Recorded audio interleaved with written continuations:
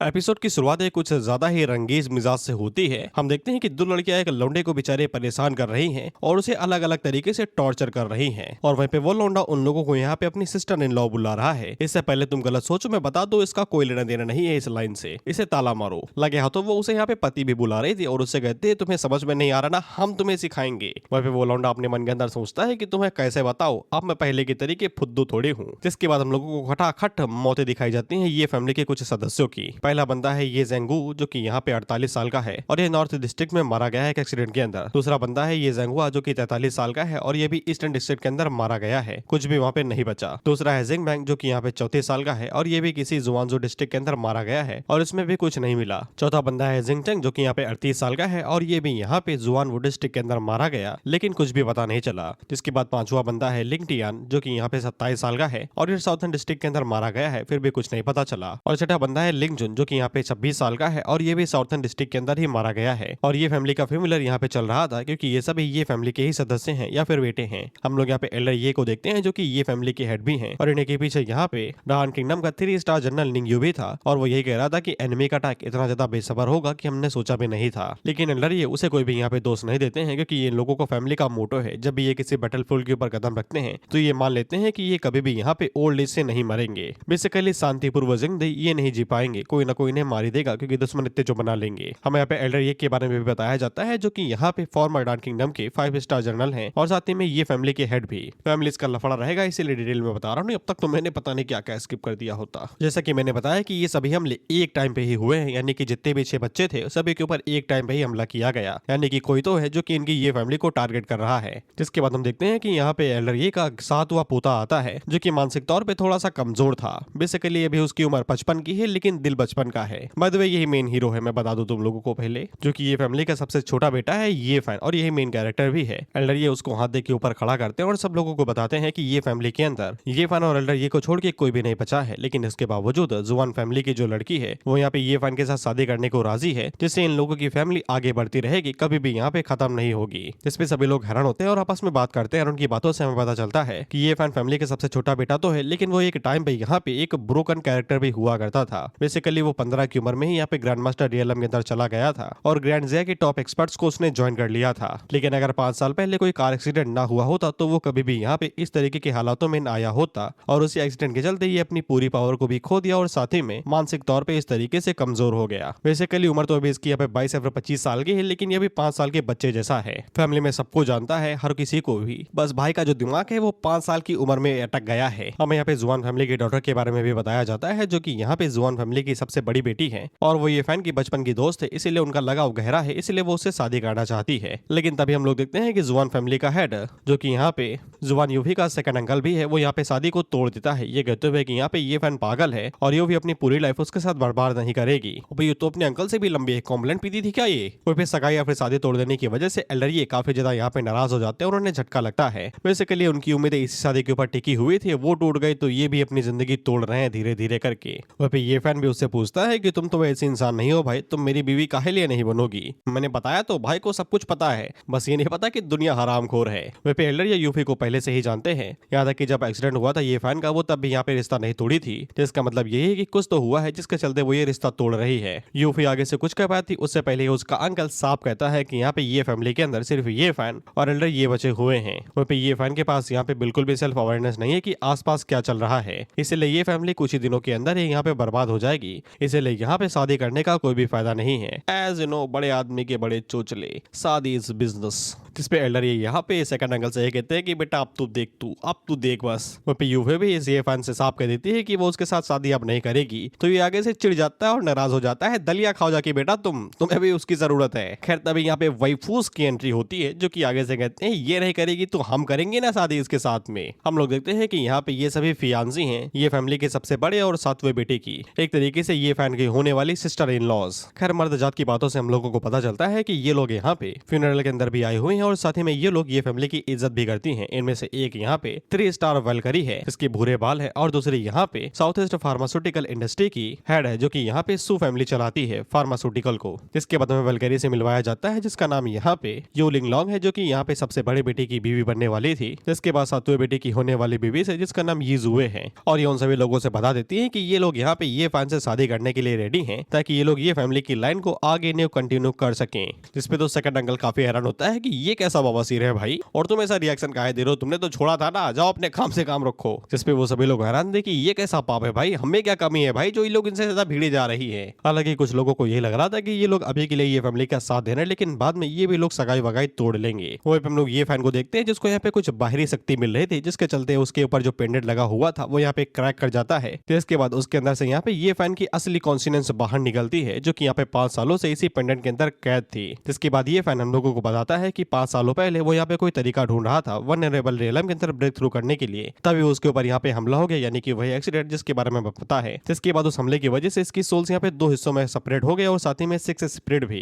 Basically जो कमजोर soul थी वो बॉडी के अंदर रह गई और जो स्ट्रॉन्ग सोल थी वो पेंडेंट के अंदर चली गई थी। ये किस्मत ही होगी या फिर ऑथर की मस्ती जो उसने यहाँ पे ऐसा कारनामा दिखाया, तभी तो फैन सर्विस देंगे भाई, ऐसे कैसे चलेगा कुछ। By the way Z pendant किसी यहाँ पे स्वर्ग से कम नहीं था। जेड पेंडेंट के अंदर कई सारे स्क्रप्चर्स थे, कई सारे रेटेजर्स थे, इसलिए 5 सालों तक ये वहाँ पे ट्रेन ही करता रहा अपनी सोल और अपनी बॉडी को क्या सोली को कर रहा था, और बिना बाहरी मदद के ये कभी भी जेड पेंडेंट को तोड़ के बाहर नहीं आ सकता था। इसलिए वो सिर्फ सोल लॉकिंग तलिस्मा के टूटने का इंतजार कर सकता था, तभी ये अपनी बॉडी के अंदर वापस आ जाएगा। लेकिन इसमें यहाँ पे इसको 5 साल लग गए। लेकिन तब तक इसके जितने भी अंकल और भाई थे वो सभी बैटलफील्ड के दौरान में मारे गए, वो भी एक ही दिन पे। और उससे पहले यहाँ पे इसके ऊपर असैसिनेशन अटेम्प्ट हुआ था, यानी कि कोई तो है जो कि इसकी ये फैमिली को टारगेट कर रहा है। वहीं पे ये यहाँ पे अब वल्नरेबल रियलम के अंदर भी आ चुका है, यानी कि अब ये पहले से ज्यादा स्ट्रॉन्ग है। अब इसको बस यहाँ पे उन गुनहगारों को ढूंढना है जो कि इसकी फैमिली की फील्डिंग सेट करने पे तुले हुए हैं। हालांकि उससे पहले यहाँ पे ये फैन को कुछ बड़ी बड़ी चीजों से अपनी जान बचानी पड़ेगी। वहीं पे हम लोग सेकंड अंकल को देखते हैं जो कि आगे से कह रहा था अगर ये बच्चा रिकवर भी हो जाए तो ये कभी भी यहाँ पे उन असैसिन से बच के नहीं भाग पाएगा जो यहाँ पे इसके पीछे पड़े हुए हैं, और आखिर में तो सभी लोग इसकी विधवा ही बनोगी।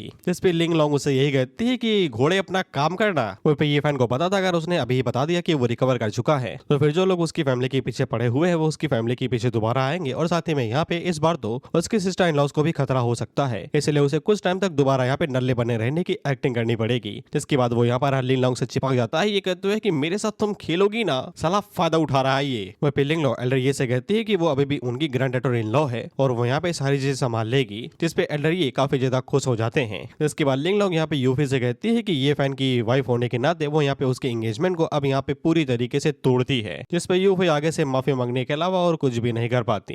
वह पे ये फैन भी फैसला कर लेता है कि जो लोग उसे छोड़ चुके हैं अब वो उनके पीछे नहीं भागेगा, उसका मेन मकसद इस समय सिर्फ ये फैमिली को दोबारा यहाँ पे स्ट्रॉन्ग बनाना है। लेकिन इसी के बाद हम लोग देखते हैं कि यहाँ पे कुछ अलग ही चल रहा था। लिंग लॉन्ग यूजुए से कहती है कि पहले हम दोनों जाएंगे, सेकंड राउंड में यहाँ पे 5 बहनें बाद में आएंगी। बेसिकली साथ थे ना ये लोग, I don't know how but ये लोग यही बोल रहे हैं, राइटिंग में गलती होगी या फिर ट्रांसलेटर माल फूक के किया होगा। खैर इन लोगों का मेन मकसद ये है कि इन लोगों को ये फैन के साथ में जितने ज्यादा हो सके उतने ज्यादा बच्चे करने हैं, ताकि ये लोग ये फैमिली के लिए डिसेंडेंट पीछे छोड़ के जाए, और जिन लोगों ने ये सब कुछ किया है बच्चे उनसे उनका बदला ले। वहीं पर लोग ये फैन को देखते हैं, ये बेचारा परेशान था, ये मन के अंदर सोचता है कि ऐसे ताकतवर थोड़ी ना होना था मुझे, छोड़ो भाई। खैर इसके बाद हमें किसी एल्डर जंग से मिलवाया जाता है जो कि यहाँ पे रिपोर्ट सुन रहा था, जहाँ पे उसे बताया जा रहा था कि ये फैमिली का फ्यूनरल पूरी तरीके से खत्म हो गया है और सब कुछ स्मूथली गया है, कुछ भी यहाँ पे गड़बड़ नहीं है। हालांकि यहाँ पे ये फैन के जो सिस्टर इन लॉज हैं उन लोगों ने ये ऐलान किया है कि वो यहाँ पे ये फैन के साथ शादी करेंगी, और वो लोग आगे के आदेश मांगते हैं। जिस पर जो एल्डर जैंग था वो आगे से कहता है अगर वो लोग ये फैमिली के करीब आने की कोशिश कर रहे हैं तो फिर हम लोगों को थोड़ा सा खून बहा के उन्हें डराना ही पड़ेगा।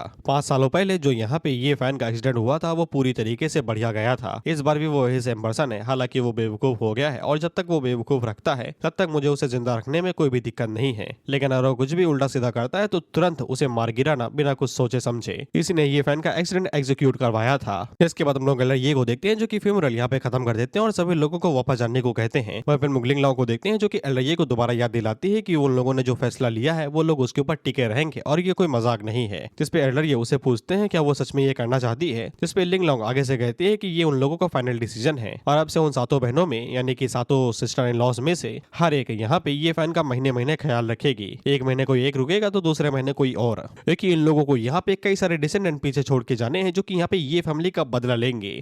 ये फैन अपने मन के अंदर सोचता है कि तुम लोग सीरियस तो हो ना, साला बच्चे पैदा करने की कोई मशीन नहीं हूं मैं कि जब चाहे तब साला बोतल से जीनी बाहर निकाल लो। उतने में लिंग लॉन्ग को यहाँ पे थोड़ा सा महसूस होता है कि ये फैन का ऑरा थोड़ा सा फ्लक्चुएट करा। हालांकि ये फैन अपनी 2 घोड़ी की एक्टिंग अभी भी करता रहता है कि बदला चाहिए मेरे को, तो लिंग लॉन्ग को ये लगता है कि ये उसकी इमेजिनेशन होगी। हालांकि वो उसे हिंदी में समझा देती है कि तुम्हें ये समझ में आए या फिर ना आए, लेकिन तुम्हें ये याद जरूर करना है कि तुम एक जीनियस थे ग्रैंड जिया के अंदर। अगर तुम ये एक बार कर सकते हो तो फिर दोबारा भी कर सकते हो। अरे बहन ऐसे कैसे भाई, जब टांग ही टूटी है तो लंगड़ी कैसे खेल ले कोई। Editor now you need some GIF। तो आज 3 तारीख है और अभी 3 बज रहे हैं और तुम गेस करो कि मैं क्या देख के आ रहा हूँ अपने घर के बाहर से। लड़ाई, वो भी कोई तू तड़ाक वाले नहीं, हाई लेवल की अड्डे चले हैं और कुछ लोगों का सर खुल चुका है, जिसको देख के मैं थोड़ा सा घबराया हुआ हूँ क्योंकि आज तो होली भी नहीं है, ये तो सिर्फ डेमो है, कल होगी असली पिक्चर शुरू।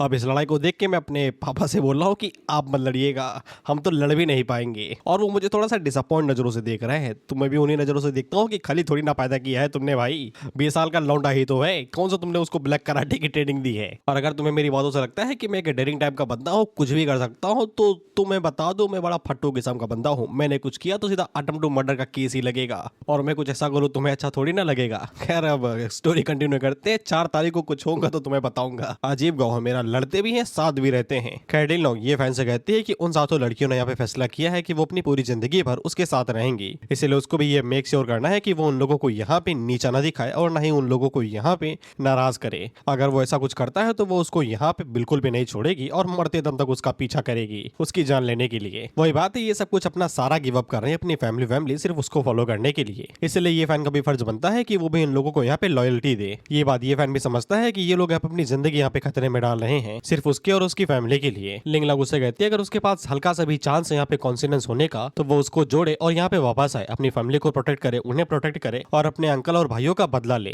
जिसपे ये फैन भी आगे से कहता है कि वो करेगा और मन के अंदर सोचता है कि आंसुओं का कर्ज तो आधा ही करना पड़ेगा। जिसपे इस लिंग लोंग से कहती है कि वो ये फैन के ऊपर कुछ ज्यादा ही जोर डाल रही है, वो अभी तक यहाँ पे बिल्कुल भी रिकवर नहीं हुआ है। जिसपे लिंग लोंग आगे से बताते हैं कि उसने पहले यहाँ पे ली कियान जुए को कांटेक्ट कर लिया है और वो उसको बुला रही है यहाँ पे ये फैन को ट्रीट करने के लिए। एल्डर ये से हम लोगों को पता चलता है कि ली कियान जुए एक मेडिकल सेंट है जो कि ग्रैंड जिया के अंदर रहता है। बेसिकली ये बहुत ही बड़ा बाबा है, बाबा सिर से लेके गुप्त रोग सारे इलाज कर देता है ये, फिर वो चाहे शीघ्र पतन हो या फिर लंबी देरी तक टिकना हो, ही कैन हैंडल बोथ। इसलिए एल्डर ये की आंखें चमक जाती है क्योंकि उन्हें एक उम्मीद तो दिखाई दे रही है कि उनकी फैमिली यहाँ पे जिंदा रह सकती है। हालांकि ये फैन को पता है कि उसके ग्रैंडपा यहाँ पे बहुत ही बुरी तरीके से घायल हैं, वो यहाँ पे इंटरनल इंजरी से यहाँ पे सफर कर रहे हैं और अगर उन्हें यहाँ पे प्रॉपर केयर यानी कि सही तरीके से इलाज नहीं किया गया तो वो ज्यादा दिनों तक टिक नहीं पाएंगे। ये फैन के पास हीलिंग टेक्निक्स है जिनकी मदद से वो अपने ग्रैंडपा को ठीक कर सकता है, लेकिन वो डायरेक्टली नहीं कर सकता, उसे यहाँ पे कियान जुए की जरूरत पड़ेगी। वही डॉक्टर जो यहाँ पे ये फैन को ट्रीट करने के लिए आ रहा है, इसलिए ये भी मचलते हुए कहता है कि इसको भी ठीक होना है। साले तुझसे चैटिंग मेरी गली का गोलू कर लेता है, उसे बिस्कुट ना दो ना साला ऐसा मुंह बनाता है उसके दुरुटी छीन लियो मैंने। लिंग लोंग को बार बार यहाँ पे ये फैन के अंदर से और फ्लक्चुएट महसूस हो रहा था, लेकिन वो पूरी तरीके से श्योर नहीं थी। उतने में ही हम लोग यहाँ पे जुए को देखते हैं जो कि उससे कहती है कि वो उसका यहाँ पे ख्याल रखेगी और जब वो ठीक हो जाएगा तो वो लोग लंबे चौड़े चौड़े बच्चे पैदा करेंगे। बच्चे ही करने हैं भाई, जानवर नहीं, थोड़ा सोच समझ के बोलो। वो भी ये फैन को पता था कि वो ठीक हो या ना हो उसे यहाँ पे बच्चे पैदा करने की मशीन ही समझा जाएगा। उतने में ही लिंग लोंग यहाँ पे इजुए को धक्का दे देती है, ये कहते हुए कि अब से तुम 1 महीने के लिए इसका ख्याल रखोगी और वो उसे ऑल द बेस्ट कहती है। किस लिए भाई? मैं बहुत गंदी गंदी सोच रहा हूँ चीजें, छोड़नी पड़ेंगी। एल्डर ये इन लोगों को शुक्रिया कहता है ये सब कुछ करने के लिए, जिसपे वो लोग उसे कहते हैं कि हम लोग अजनबी थोड़ी ना है, परिवार है। एल्डर ये फैन से कहते हैं कि मुझे घंटा फर्क नहीं पड़ता कि तुम नॉर्मल होते हो या नहीं, लेकिन लड़कियों को तुम्हें अच्छे से ट्रीट करना है। अगर तुम ये नहीं करोगे तो फिर मैं तुम्हें कभी भी यहाँ पे माफ नहीं करूंगा। ये फैन भी आगे से प्रॉमिस करता है कि वो यहाँ पे इन लोगों को सर पे चढ़ा के रखेगा, सॉरी ये थोड़ा सा अजीब लगा, पलकों पे बिठा के रखेगा। ये लाइन हर एक आशिक मारता ही है अपनी गर्लफ्रेंड के बाप के सामने, हालांकि ये लाइन बाप के ऊपर काम नहीं आती। You need a job. हालांकि ये फैन को पता है कि अभी के लिए उसे यहाँ पे इन लोगों को मीठी गोली देनी पड़ेगी, नहीं तो उसका भांडा जो फूट जाएगा। इस वजह ये फैन को बताती है कि आज यहाँ पे जाओ टाई लॉन्ग एक बिजनेस पार्टी रखने वाला है, इसलिए वो ये फैन को वहां पे लेके जाएगी, जिससे ये फैन को थोड़ा सा मन भी करेगा बाहर घूमने का। ये फैन जैसे यहाँ पे जाओ टियालोंग का नाम सुनता है तो वो आगे से यहाँ पे अपने कार एक्सीडेंट को याद करता है, लेकिन जब वो यहाँ पे अपनी कॉन्फिडेंस को खो रहा था तब उसने यहाँ पे एक आदमी को देखा था जिसके चेहरे के ऊपर एक निशान था।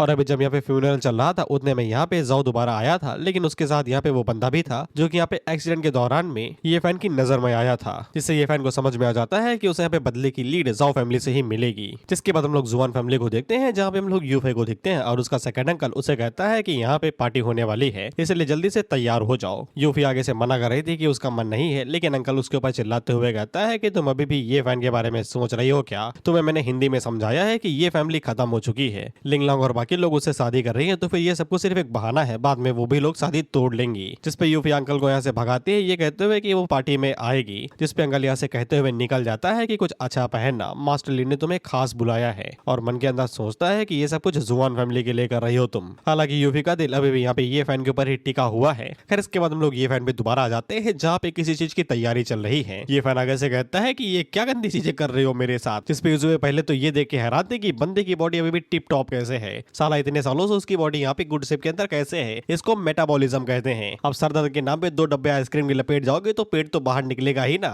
ओके मैं जोक मारना बंद करता हूँ, मुझे बार बार सोचना पड़ता है। ये फैन यहाँ पे यूजुए से कहता है छूना है तेरे को, छू के टच करना है, बिस्किट टच करने हैं तेरे को। इस पे यूजुए आगे से कहते हैं नहीं छूना, और वो उसको यहाँ पे कोट दे के मारते हैं, ये कहते हुए कि चुपचाप पहनो और पार्टी के लिए रेडी हो जाओ। और साथ ही में वो यहाँ पे ये फैन से ये भी कहती है कि अब से मुझे सिस्टर इन लॉ की जगह पर वाइफ बुलाना शुरू करो। इस पे ये फैन भी आगे से सैल्यूट करता है मैडम जी बोल के, और खुशी के मारे उछलते हुए कहता है कि अच्छा हुआ कि उसके पास 2 बीवियां हैं। सुना तुमने, 2। वह पे यूजुए को पता नहीं ये फैन से क्या ही दया आ रही है। वो अपने मन के अंदर सोचती है कि यहाँ पे ये फैन को उसकी यहाँ पे चाहने वाली ने छोड़ा, उसके फियांसे ने उसे छोड़ दिया है। ऐसे डिफिकल्ट टाइम पे उसे यहाँ पे ये फैन को और भी ज्यादा यहाँ पे लगाव दिखाना चाहिए ताकि उसे दर्द ना हो। इसलिए वो उसको यहाँ पे गले लगा लेती है और उससे कहती है कि अब से वही उसकी यहाँ पे बीवी रहेगी। इस पे ये फैन भी उससे कहता है कि वो बेस्ट वाइफू है। खैर इसके बाद ऑथर यहाँ पे सेंसर करके हमें कुछ तो दिखाने की कोशिश करता है जो मुझे दिखाई नहीं दे रहा, लेकिन मेरा गंदा दिमाग कुछ तो दिखा रहा है। एडिटर ये सौभाग्य इनको भी दिखाया जाए और ये भी गेस करे टिल्ट करके, लेकिन हालांकि ये दोनों जैसे ही क्लोज आते हैं तो फिर ईजुए को यहाँ पे बॉडी के अंदर कुछ खास सेंसेशन फील होने लगते हैं। बाय द वे सेंसेशन को हम लोग बड़े प्यार से डुअल कल्टीवेशन कह के बुलाते हैं। हालांकि ये फैन के लिए एक एबिलिटी है। ये फैन के लिए उसकी बॉडी के अंदर एक मिस्टीरियस फ्लेम है जो कि यहाँ पे उसकी मदद करती है उसे ग्रैंड मास्टर लेवल तक पहुंचाने में, यानी कि ये 15 की उम्र में इसीलिए ग्रैंड मास्टर लेवल तक जा सका था। जब तक यहाँ पे ये फैन किसी लड़की के कॉन्टेक्ट में रहता है और वो लड़की यहाँ पे इमोशनल फ्लक्चुएशन को महसूस करती है, ये फैन को यहाँ पे स्पिरिचुअल वार्मथ मिलती है। वार्मथ या फिर वार्म, शरीर की गर्मी।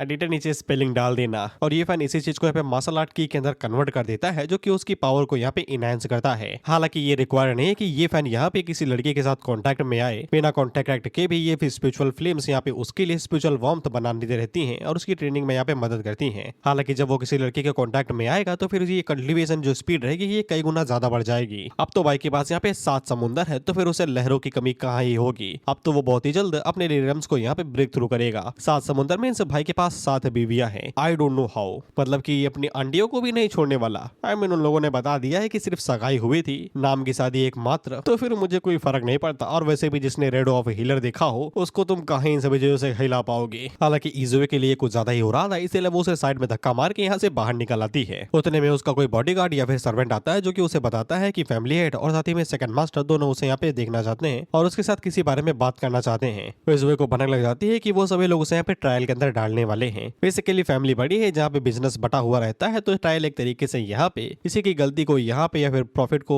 भाड़ में जा यार देख लेना तुम। ईजुए स्टाइल के लिए पहले से ही रेडी थी। ये फैन को पहले से ही पता था कि ऐसा सब कुछ सिर्फ उसके साथ शादी करने की वजह से हुआ है, इसलिए उसको तो जाना ही पड़ेगा। और बाद में मच्छर इतने ज्यादा है, मेरा दिमाग खराब हो रहा है। मैं हवा में हाथ मारूं 10-20 आ जाएंगे, अपनी बहन को दे दूं, वो सुपारी समझ के चबा जाएगी इनको। और ऊपर से 6 तो इन लोगों ने मुझे बना ही दिया है। इसके बाद हम लोग ईजुए को डायरेक्ट ट्रायल के अंदर देखते हैं जहाँ पे सू फैमिली के जितने भी मेंबर थे वो सभी थे। ईजुए की फैमिली, अंकल और उसके जितने भी मास्टर थे फैमिली के वो सभी भी। हम देखते हैं सू फैमिली के सेकंड मास्टर ईजुए से कहते हैं कि तुमने यहाँ पे ये फैन के साथ में अपनी शादी अनाउंस की है, क्या तुम चाहती हो कि उनके साथ हमारी पूरी फैमिली भी यहाँ पे दफन हो जाए। जिसपे एक दूसरा मेंबर आगे से कहता है कि ये फैमिली के साथ मिलने का मतलब यही है कि वो लोग अपने डेड एंड की तरफ आगे बढ़ रहे हैं, और अगर ईजुए यहाँ पे ये फैन के साथ शादी कर रही है तो फिर वो अपने साथ उन सभी लोगों को भी यहाँ पे मरवा सकती है। बाय द वे मैं इनकी साइड से जितनी भी बार ये फैन का नाम लूं समझ जाना कि मैं उसे बेवकूफ कह रहा हूँ। हालांकि ईजुए उन लोगों से कहती है कि उसके पास यहाँ पे खुद के प्लान्स हैं। वह पे ये फैन बाहर से ये सब कुछ देख रहा था, जैसा कि उसने सोचा था बिल्कुल वैसा हुआ। उसकी फैमिली उसे यहाँ पे टारगेट कर रही है उसकी वजह से। वह पे हम लोग फैमिली मेंबर्स को देखते हैं जो कि ईजुए से ये कह रहे थे कि इसे क्लैन से बाहर निकाल दो, सबसे बढ़िया यही रहेगा। जिसके बाद सेकंड मास्टर यहाँ पे ईजुए के फादर से कहते हैं कि तुम्हें अपनी बेटी को कंट्रोल करने की जरूरत है। हालांकि ईजुए के फादर यहाँ पे उसके डिसीजन को सपोर्ट करते हैं, जिसको देख के ईजुए भी खुश हो जाती है। ईजुए के फादर आगे से बताते हैं कि 30 सालों पहले जब सू फैमिली यहाँ पे खत्म होने की कगार पे थी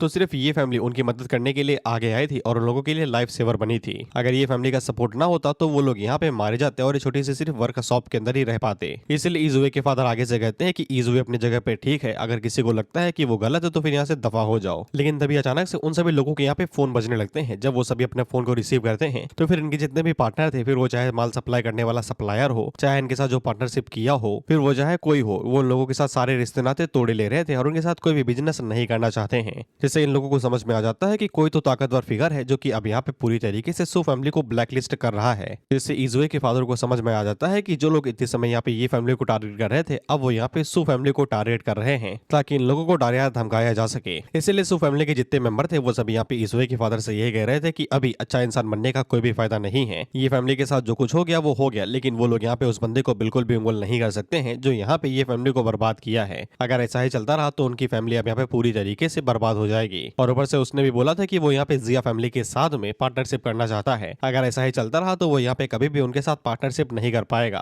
और ये डील यहाँ पे सू फैमिली के लिए काफी ज्यादा जरूरी है, इसलिए इजुए के फादर भी कुछ भी नहीं कर पा रहे थे। वहीं पे सेकंड मास्टर तो इजुए से यही बोला था कि ये सब कुछ उसकी गलती है, उसी की वजह से सब कुछ बर्बाद किया है। इजुए उन लोगों से कहती है कि वो जिस पार्टी में जा रहे हैं वहाँ पे जिया फैमिली भी आने वाली है, उसकी पावर में जो कुछ भी होगा वो सब कुछ करेगी ये डील यहाँ पे कंफर्म करने के लिए, जिससे वो सू फैमिली को प्रोटेक्ट कर सके। और अगर वो कुछ नहीं कर पाती है तो वो अपने सारे शेयर्स यहाँ पे बेच देगी और सू फैमिली को छोड़ के चली जाएगी। लेकिन वो उन लोगों के लिए यहाँ पे कोई भी बोझ नहीं बनेगी। वहीं पे ये फैन अपने मन के अंदर सोचता है कि उसे अपनी वाइफ से यही उम्मीद थी, और वो मन के अंदर सोचता है कि जिया फैमिली से कौन आने वाला है। अगर वो उनसे पहले मिल चुका तो शायद से वो यहाँ पे इजुए की मदद कर देगा कॉन्ट्रैक्ट साइन करने में। बेसिकली ये जिया फैमिली के किसी मेंबर को जानता होगा किसी तरीके से। मैं यहाँ पे जज बनना चाहता हूँ, लेकिन भाड़ में जाए भाई, दो गोली की स्टोरी पे मैं अपना ध्यान क्यों दूं। इसके बाद हम लोग जाओ टियालांग को देखते हैं जो कि ये फैन को देख के कहता है तो बेवकूफ है ना, ये यहाँ पे क्या कर रहा है। जिसके बाद वो यहाँ पे ये फैन से कहता है तुम्हें भूख लगी है, खाने के लिए कुछ चाहिए, तुम्हारे लिए कुछ मंगाऊं। वो ये फैन अपने मन के अंदर सोचता है इसे खर्चा पानी चाहिए क्या, ये इसे सर्विस करवानी है जो यहाँ पे घूमते हुए आ रहा है। और वो आगे से कहता है क्या लाए वो मेरे लिए। जिसके बाद हम लोग जाओ को देखते हैं जो कि यहाँ पे वोडका को कुछ ज्यादा ही हाई लेवल का बना रहा था। बोलूंगा ना, बस देख लो, यूट्यूब पकड़ लेता है। जिसके बाद वो यहाँ पे सिगार की राख भी डालता है और बची कुची कसर ये हरामी पूरी कर देते हैं। अगर ये सीन किसी बुली सीन का होता या फिर बुली वाले स्टूडेंट का होता तो हमें एम्पैथी फील होती बुली के लिए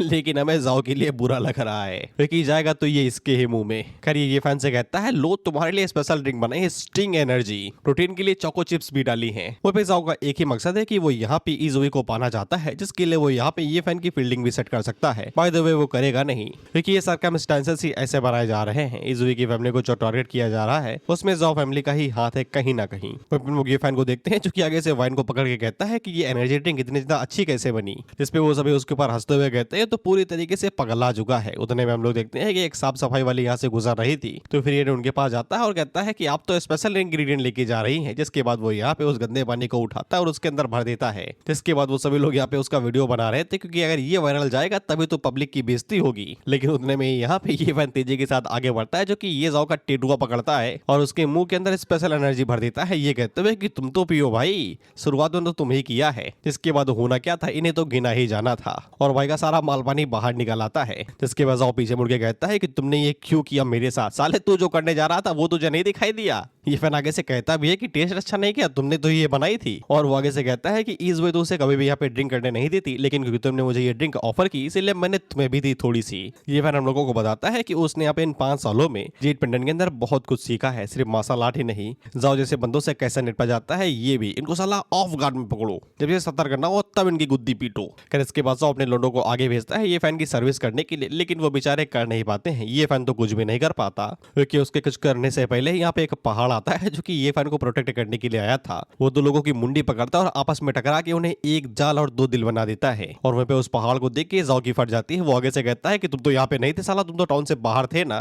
जिसपे वो पहाड़ आगे से कहता है अगर वो यहाँ पे नहीं रहेगा तो फिर उसके ब्रदर ये फैन को प्रोटेक्ट कौन करेगा। ये बंदा ये फैन का अच्छा दोस्त है जिसका नाम वैंग फुगुई है। ये फैन में बताता है कि वैंग उसके साथ ही पल्ला बढ़ा है और इन 5 सालों में जब से वो बेवकूफ था तब से वो उसके साथ ही रहा है और किसी को भी उसने यहाँ पे बुली करने नहीं दिया। उसको सही समय पे उसे यहाँ पे वैंग को प्रीपे करना ही पड़ेगा। वह पेजाओ के जो चिल्ले थे वो आगे से कहते हैं कि उन्हें वैंग के साथ बिल्कुल भी नहीं भिड़ना चाहिए। उसकी जो यहाँ पे फाइटिंग एबिलिटीज हैं वो एकदम पीक पे हैं। इसीलिए जाओ अपने साथी को लेके भाग जाता है। वो 2 तो लेके जाओ भाई, तुम्हारे ही हैं वो। इसके बाद अपने होठों को चबाते हुए कहता है कि मुझे फर्क नहीं पड़ता कि वैंग उसे यहाँ पे ये फैन को प्रोटेक्ट करके रखता है अपनी जिंदगी के लिए, बहुत ही जल्द इजीली उसकी हो जाएगी। वह लोग वैंग को देखते हैं जो कि यहाँ पे ये फैन से कहता है कि मुझे सुनने मिला कि तुम्हारे लिए 7 बीवी आ रही हैं। अगर तुम्हारी बुद्धि ठिकाने पे होती तो तुम बौखला ही जाते खुशी के मारे। जिसपे तो ये फैन भी एक बार खुद से सवाल पूछता है कितना नीच आदमी था क्या मैं। उतने में वैंग को भी कुछ यहाँ पे गड़बड़ महसूस होती है, क्योंकि यहाँ पे ये फैन के एक्सप्रेशन कुछ अलग अलग लग रहे थे। जिसके बाद वो उसके ऑरा को भी चेक करता है सूंघ के, आई डोंट नो हाउ, लेकिन वो ये फैन से जरूर कहता है कि तुम्हारा ऑरा बदला बदला सा लग रहा है, ये मत कहना कि तुम रिकवर हो चुके हो।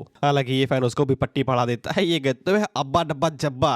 उतने में इजुए भी यहाँ पे आ जाती है, जो कि यहाँ पे ये फैन को ढूंढते हुए आए थे, क्योंकि ये साला गायब हो गया था। इजुए के आते ही वैंग उसे यहाँ पे ग्रीट करता है भाभी जी कह के, और बताता है कि वो यहाँ पे ये फैन को जिंदगी भर प्रोटेक्ट करेगा, उसे चिंता करने की जरूरत नहीं है। जिसपे इजुए भी खुश हो जाते हैं कि उसे थोड़ा सा रिलीफ मिलता है कि उसके अलावा भी कुछ लोग हैं जो कि ये फैन के अभी भी साथ में हैं। जिसके बाद अगला सीन सीधा पार्टी का आ जाता है, जिसके बाद पार्टी की होस्ट के जरिए हम लोगों को पता चलता है कि पार्टी के अंदर यहाँ पे जिया ग्रुप का जिया हाव आने वाला है, जिया प्रेसिडेंट, जो कि यहाँ पे उनकी सिटी के अंदर किसी कंपनी के साथ में पार्टनरशिप करने के लिए आने वाले हैं। इजुए वैंग से कहती है कि वो यहाँ पे जिया फैमिली के साथ पार्टनरशिप के लिए किसी बारे में बात करने के लिए जा रही है, ये फैन उसके पास रहेगा। जिसपे वैंग आगे से कहता है जाइए जाइए पार्टनरशिप जीत के ही आइएगा। जिसके बाद हम लोग जिया ग्रुप के प्रेसिडेंट को देखते हैं, जिया हाउ, वही हम लोग जाओ को देखते हैं, और ये भी यहाँ पे जिया हाउ के साथ डील के लिए ही आया हुआ था, क्योंकि इसको लगता है कि ये उसके साथ डील कर लेगा तो इजुए इसके पास रेंगते हुए आएगी। क्यों भाई, कंपनी के शेयर है उसके पास। वहीं पे जो होस्ट थी वो यहाँ पे जिया हाउ से पूछते हैं कि ये पार्टी यहाँ पे जॉ फैमिली ने ही होस्ट की है, इसका मतलब क्या ये है कि वो यहाँ पे उनके साथ ही पार्टनरशिप करने वाला है। जिसपे जिया हाउ आगे से कहता है कि उनके साथ पार्टनरशिप एक बढ़िया चॉइस रहेगी, लेकिन क्लाउड सिटी का जो मार्केट है वो फैला हुआ है, और ऊपर से जिया ग्रुप यहाँ पे हर किसी के साथ पार्टनरशिप कर सकता है, चाहे वो कोई भी मेजर इंटरप्राइजेस क्यों ना ही हो, सॉरी इंटरप्राइजेस हो। जहां तक मुझे याद है इंटरप्राइजेस का मतलब यही होता है नए नए प्लान बनाना, नए नए बिजनेस करना, पैसे बनाना, या फिर किसी प्रोजेक्ट पे काम करना। ये मैंने अपनी दुकान से सीखा था, जहाँ पे पहले नौकरी किया करता था, नौकर के तौर पे। वहीं पे जिया हो की ये बातें सुन के तो जाओ हैरान होता है कि ये बुढ़ा क्या बोलना चाहता है।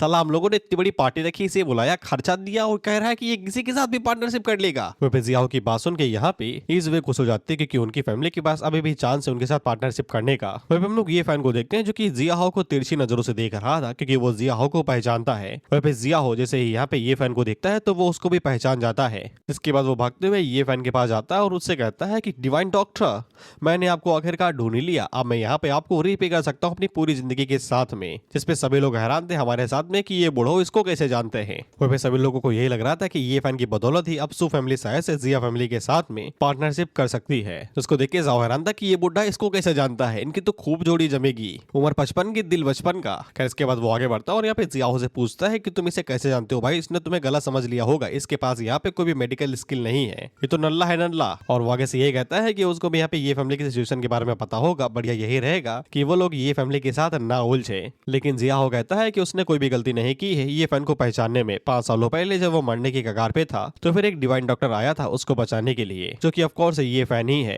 बंदे के कई सारे सीक्रेट है, मैं तुम्हें पहले ही बता दूं, आगे तुम हैरान होते ही रहोगी। हालांकि उसे ये जान के जरूर हैरानी हुई कि डिवाइन डॉक्टर यहाँ पे बेवकूफ कैसे बन गया। जिसपे इजुई आगे से बताती है कि 5 सालों पहले एक एक्सीडेंट हुआ था जिसके दौरान ही अपनी सारी यहाँ पे इंटेलिजेंस खो चुका है। जिसपे जिया आगे से बताता है कि ऐसा ही हुआ होगा क्योंकि यहाँ पे ये फैन एक बहुत ही मॉन्स्टरस पैरोडिगी था, जो कि यहाँ पे both martial arts and medical arts के अंदर ही महारत हासिल की थी। ये एक्सीडेंट तभी हुआ होगा जब यहाँ पे ये फैन ने प्रेसिडेंट हाउ को ठीक करके अपने घर के लिए जा रहा होगा।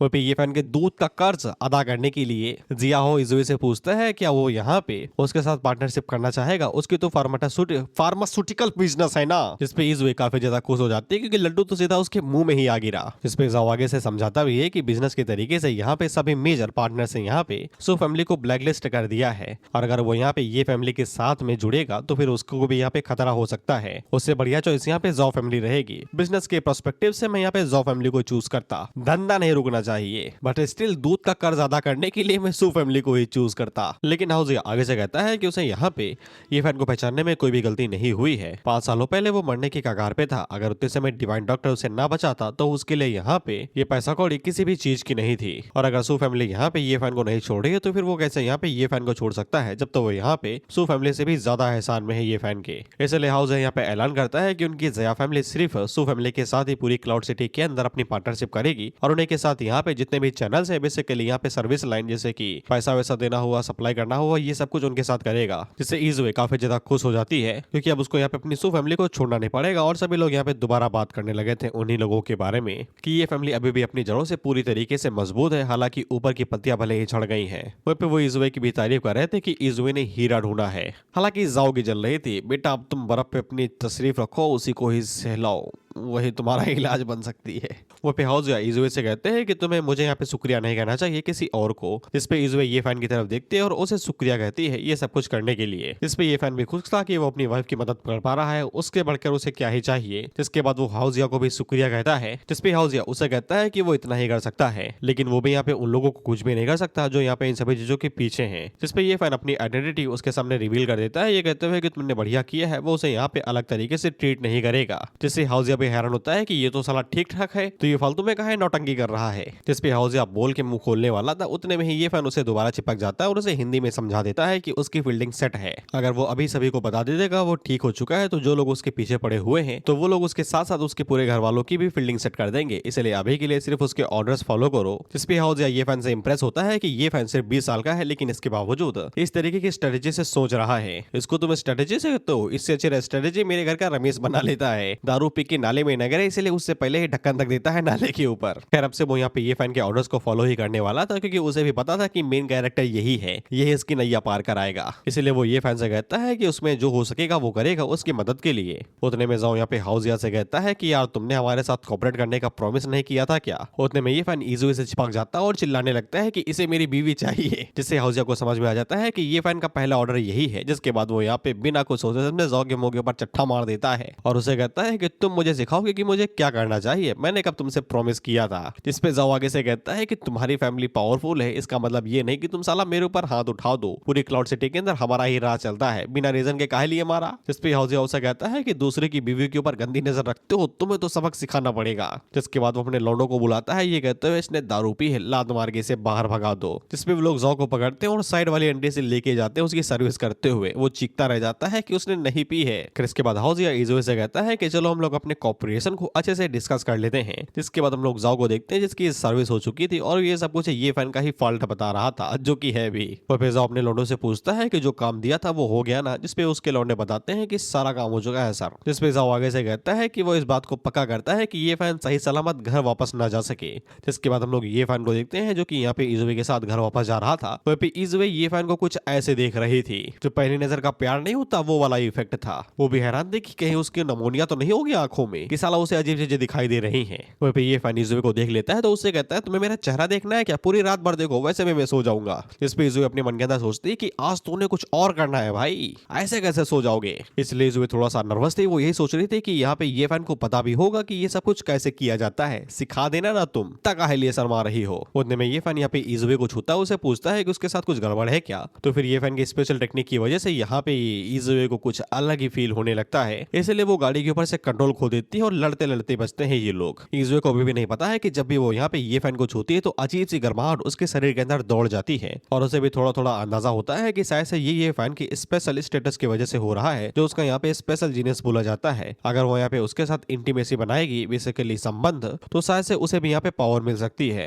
जिसको देख के इजुए आगे से कहती है कि यूफाई को पता भी नहीं है कि उसने क्या छोड़ा है, लेकिन उसे कौन सा फर्क पड़ता है, अब ये फैन पूरा का पूरा उसका है। और इसकी एक्टिंग देखो, साला कैसे चिपक रहा है। यही होगा जब एक अधेड़ उम्र का आदमी किसी बच्चे के अंदर रिकार्नेट हो जाए। हालांकि ये फैन को महसूस हो जाता है कि कहीं पे किसी की फील्डिंग सेट होने वाली है, इसलिए वो इजुए से पूछता है क्या वो गाड़ी से बाहर जा सकता है। उसे बड़ी जोर की आई है, जिसपे इजुए भी उसे बाहर भेज देती है, कहते हुए जाओ और पौधों को हरा कर देना, इनके अंदर सिविक सेंस है, लेकिन हमसे तो ज्यादा ही है। खैर ये फैन जैसे ही गाड़ी से बाहर निकलता है तो हम लोग देखते हैं कि ये लोग उसका पीछा ही कर रहे थे और इनको और क्या ही चाहिए था कि चूहा अपने बिल से खुद ही बाहर आ गया। अब तो इनका काम बड़ी ही आसानी के साथ हो जाएगा, ऐसा ही नहीं लग रहा था। हालांकि जब इन लोग ये फैन को ढूंढने की कोशिश कर रहे थे तो फिर इन्हें चूहों के अलावा और कुछ भी नहीं मिल रहा था। आधे घंटे तक ढूंढ लेते हैं तब भी इन्हें कुछ भी नहीं मिलता। जिसके बाद इन लोगों की मुलाकात एक लड़के से होती है और जाओ को लगता है कि यही ये फैन है, लेकिन जब वो उसे देखता है तो ये कोई और था, जो कि उसे कह रहा था कि हल्के भी नहीं होने देते भाई, चैन से तुम्हारे ऊपर ही छींटे मार दूंगा। तो फिर जाओ उसे पूछता है कि तुमने एक आदमी को देखा जिसने तुम्हारे तरीके ही कपड़े पहने हो। जिसपे वो बंदा आगे बताता है कि वो ऊपर गया हुआ है। तो फिर जाओ खुश हो जाता है और उस तरफ जाने लगता है बिना डबल चेक करे हुए, विनाश काले विपरीत बुद्धि।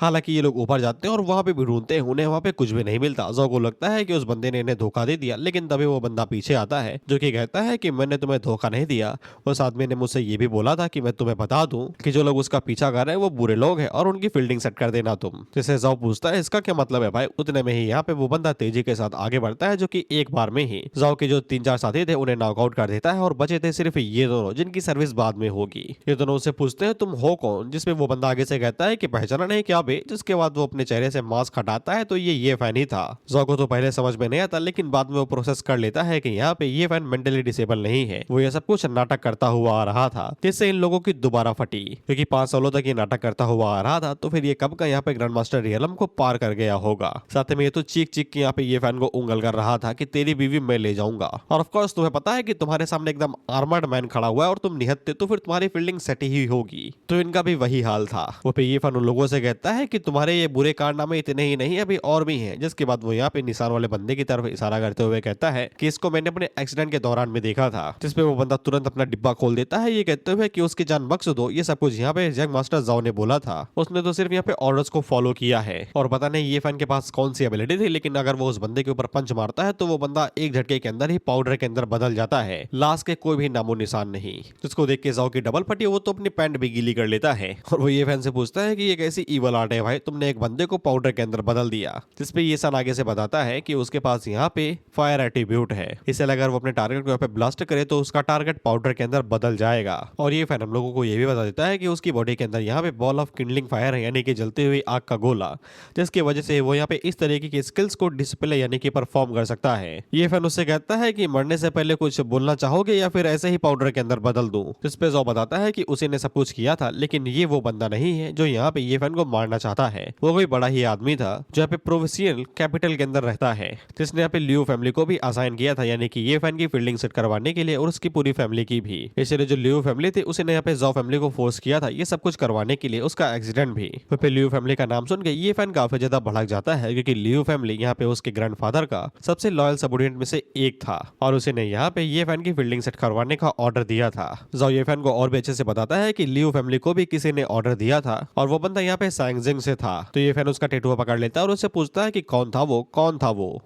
अगर इस गधे के पास इतनी जानकारी होती तो ये ऐसे थोड़ी ना पकड़ा जाता। ये बताता है कि इसे सिर्फ इतना पता है कि क्लाउड सिटी के अंदर उनकी जाओ फैमिली, वैंग फैमिली, ली फैमिली और साथ में और भी कई सारे बड़े लोग यहाँ पे शामिल थे। उन लोगों ने यहाँ पे प्रोविंशियल कैपिटल के अंदर जो लियो फैमिली है उसका कहना माना है, उन्होंने यहाँ पे इन चारों फैमिलीज को ऑर्डर दिया था ये फैन की फैमिली और उसका सफाया करने के लिए। वह भेजाओ ये फैन से कह रहा था कि तुम मुझे छोड़ दोगे क्या, मैं किसी से कुछ भी नहीं कहूंगा। ये फैन उससे पूछता है कि सच में ऐसा करोगे, जिसपे वो आगे से कसम खा रहा था। उतने में ही यहाँ पे ये फैन उसकी बॉडी को यहाँ पे पाउडर के अंदर बदल देता है, ये बोलते हुए कि उसे यहाँ पे इंसानों के ऊपर भरोसा नहीं। ये फैन को उसके टारगेट मिल गए थे, अब उसे बस एक एक करके उन्हें यहाँ पे धप्पा करना है। जिसके बाद हम लोग इजुए को देखते हैं जो बहुत ज्यादा घबराई हुई थी और वो ये फैन को ढूंढते हुए यहाँ पे आ गई थी। ये फैन हमें बताता है कि इजुए को चूहों से बहुत ज्यादा डर लगता है, लेकिन इसके बावजूद वो इस जगह पे आई उसे ढूंढने के लिए। इसके बाद ये फैन भी उसके सामने आ जाता है, तो इजुए उससे पूछती है कि वो इतनी देर तक यहाँ पे क्या कर रहा था। उतने में ये फैन उससे कहता है कि तुम्हारे पीछे एक बहुत बड़ा चूहा है। तो इजुए डर के मारे ये फैन से ऊपर ही चिपक जाती है। तो ये फैन उससे कहता है कि वो भाग गया और वो पूछता है कि खुशबू काफी बढ़िया आई है, क्या लगाई हो। जिससे इजुए को समझ में आ जाता है कि ये फैन ने ये जानबूझ के किया था। जिसके बाद ये फैन उसे ऊपर उठा लेता है, ये कहते हुए कि यहाँ पे कई सारे चूहे हैं, मैं ही तुमको यहाँ पे गाड़ी तक लेके जाता हूँ। इसके बाद ये फैन उसके साथ में जब बाहर निकलता है तो ये फैन ने जिन 3 लोडों को पहले नॉकआउट किया था वो यही देखते रह जाते हैं कि ये तो बाहर आ गया, उनका यंग मास्टर जाओ कहाँ पे गया। इसीलिए वो उसको ढूंढते हुए जंगलों के अंदर घुस जाते हैं। इसके बाद अगला सीन सीधा जाओ फैमिली के हेड का होता है, जहाँ पे हम लोग जाओ फैमिली के हेड को देखते हैं जो कि यहाँ पे जाओ के फादर भी थे। और वो आगे से कहते हैं कि तुम कह रहे हो कि साला 2 जिंदा लोग हवा में ही गायब हो गए, तुम्हें वहां पे मेरा बेटा नहीं मिला। जिसपे वो गार्ड आगे से बताते हैं कि उन लोगों ने यहाँ पे हजारों बार उस जगह को ढूंढा, 80 बार देखा, इसके बावजूद उन्हें यहाँ पे यंग मास्टर जाओ के कोई भी नामो निशान ही नहीं पता चला। और ये लोग यहाँ पे ये फैन को जिसने मुखौटा पहना हुआ था उसे यहाँ पे मिस्टीरियस एक्सपर्ट कह रहे थे, बता रहे थे कि वो कुछ ज्यादा ही स्ट्रांग है। उसने एक बार में ही इन तीनों को यहाँ पे बड़ी जल्दी नॉकआउट कर दिया और 2 मिनट के अंदर ही उसने यहाँ पे यंग मास्टर जाओ और बिग ब्रदर स्कार की फील्डिंग सेट कर दी। वहीं पे जाओ फैमिली के हेड काफी ज्यादा परेशान थे, क्योंकि जाओ उनका सिर्फ इकलौता बेटा था और अगर कोई उसे यहाँ पे टारगेट किया इसका मतलब जाओ फैमिली को टारगेट किया जा रहा है और उन्हें सिर्फ इसी बात से डर था कि ये फैमिली कहीं कुछ कर तो नहीं रही है। जिसके बाद वो यहाँ पे उन लोगों को ऑर्डर देते हैं, ये कहते हुए जाओ और जाके दोबारा उस जगह को ढूंढना और इस बार 16 बार ढूंढना और अगर कुछ भी पता चले तो तुरंत आके मुझे बताना। इसके बाद जाओ फैमिली के हेड घर की तरफ जा रहे थे, यही सोचते हुए कि यहाँ पे स्कार भी उसी के साथ गायब हुआ है। ऐसा लगता है कि ये सब कुछ जो 5 साल पहले हुआ था उसी की वजह से हो रहा है। उसे यहाँ पे ये फैन को उसी टाइम पे ही खत्म कर देना चाहिए था। उतने में ये फैन बड़ों से मिलने के लिए उसके घर पे ही आ जाता है। जाओ फैमिली का हेड पहले तो उसे नहीं पहचानता, इसीलिए पूछता है कौन हो तुम। ये फैन तभी सामने आता है, ये कहते हुए कि मैं वही बंदा हूँ जिसको तुम 5 साल पहले मारना चाहते थे, अब आ गया हूँ तुम्हारे सामने। जिससे ज़ाओ फैमिली के हेड को समझ में आ जाता है कि ये फैन अब तक नौटंकी कर रहा था। जिसके बाद वो लौंडे बुलाने के लिए चिल्ला ही रहे थे, उतने में ही ये फैन उसके हाथ के ऊपर कलम देके मारता है और उसका हाथ सीधा दरवाजे की कुंडी में ही जाके लगता है। इसके बाद ये फैन उसके मुंह के अंदर भी कपड़ा ठूंस देता है, ये कहते हुए कि चुपचाप मेरे सवालों को जवाब दो तो फिर मौत थोड़ी सी कम दर्दनाक होगी। जिससे ज़ाओ फैमिली के हेड को समझ में आ जाता है कि उनका बेटा यहाँ पे ये फैन के हाथों से ही मारा गया है। ये फैन आगे से कहता है, तो क्या चाहते हो भाई, उसे जिंदा रखूं मेरे ही मर्डर को, वो भी अगले साल तक। ज़ाओ फैमिली का हेड आगे से बताता है कि वो लोग ऑर्डर्स फॉलो कर रहे थे। ये फैन आगे से कहता है, कहानी मुझे पता है, बस मुझे इतना बताओ कि वैंग और ली फैमिली के अलावा लियो फैमिली के लिए और कौन कौन काम कर रहा था। इस पे ज़ाओ का हेड आगे से बताता है कि सिर्फ वैंग और ली फैमिली इसमें मिली हुई है और ली फैमिली ने खुद भी यहाँ पे कुछ एक्सपर्ट्स को यहाँ पे अरेंज किया था ये फैमिली के ऊपर नजर रखने के लिए, लेकिन उसे ये नहीं पता है कि वो लोग असल में किस चीज के पीछे थे।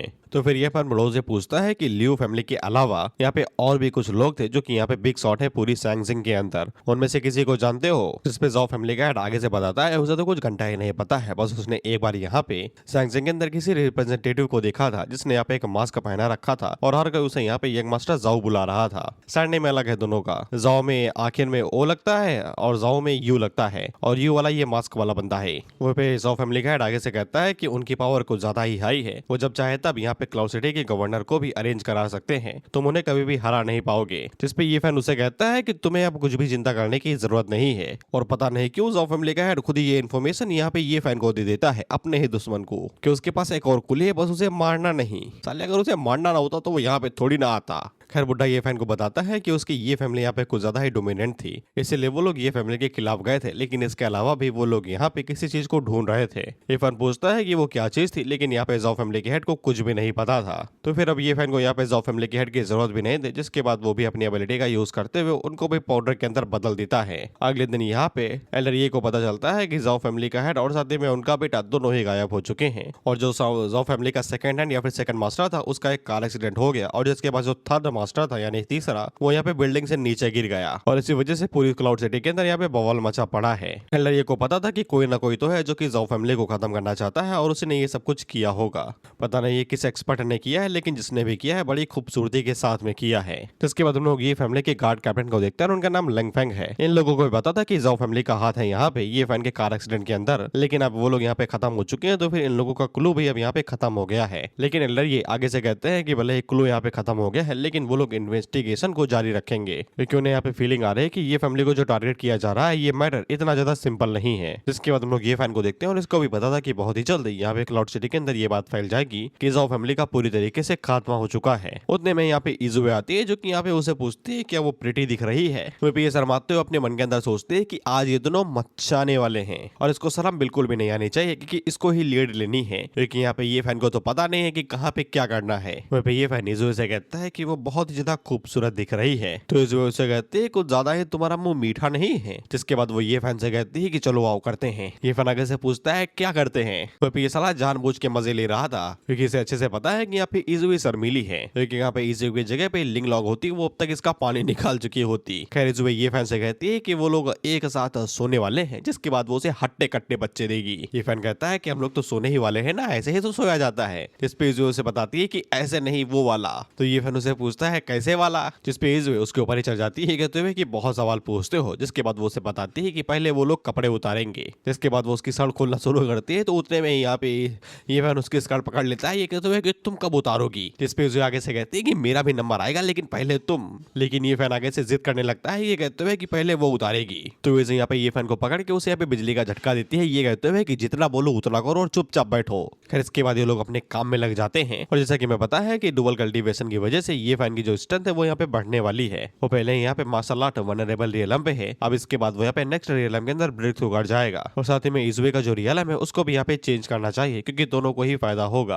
वो पे इजुए की आवाजें बाहर तक आ रही थी, इसलिए जो गार्ड थे उन्हें भी यहाँ पे ये बात सुनाई दे रही थी। ये भी आगे से कह रहे थे कि साला यहाँ पे ये फैन बौखला चुका है लेकिन स्टैमिना साले का काम नहीं हुआ। जिस पे दूसरा गार्ड आगे से कहता है अगर ये फैन के होस्ट ठिकाने पे होते तो फिर दोनों का परफेक्ट मैच होता। जिसके बाद हम लोग ये फैन को देखते हैं जो कि इजुए को थैंक यू बोल रहा था उसकी फैमिली को यहाँ पे कभी छोड़ने के लिए नहीं और साथ ही में उसकी मदद करने के लिए, जिस वजह से उसकी स्ट्रेंथ यहाँ पे काफी ज्यादा बढ़ेगी। जिसके बाद ये फैन युजुए को एज अ लाइफ पार्टनर यहाँ पे एक्सेप्ट कर लेता है। इसके बाद अगला सीन यहाँ पे जू फैमिली का होता है और मैं भूल गया कि जाओ ने यहाँ पे इनके फैमिली का नाम लिया था या नहीं लिया था। हालांकि इन लोगों को भी पता था कि जाओ फैमिली के साथ क्या हुआ है, इसलिए अपने बाप से पूछ रहा था कि आपको पता चला कि जाओ फैमिली के साथ क्या हुआ। ये सुनहरे बालों वाला बंदा यहाँ पे जू डोंग है, जो कि यहाँ पे जू फैमिली का सबसे बड़ा यंग मास्टर है और साथ ही में ये चेंगफेंग का एडॉप्टेड ग्रैंडसन भी। इसके बाद हम लोग जू डोंग के बाप को भी देखते हैं, जिसका नाम जू जियान है और ये यहाँ पे जू फैमिली का हेड है और साथ ही में ये चेंगफेंग का एडॉप्टेड सन भी। अब ये चेंगफेंग कौन है ये हमें आगे पता चलेगा, क्योंकि ये एडॉप्टेड फैमिली है जैसे कि बताया गया। वहीं पे जो जू जियान था वो अपने लौंडे से कहता है कि अपना मुंह बंद रखो, ये कोई ऐसा मैटर नहीं है जिसके बारे में तुम इस तरीके से बात कर सको। जिसपे जू डोंग आगे से कहता है कि उसे बस चिंता हो रही थी।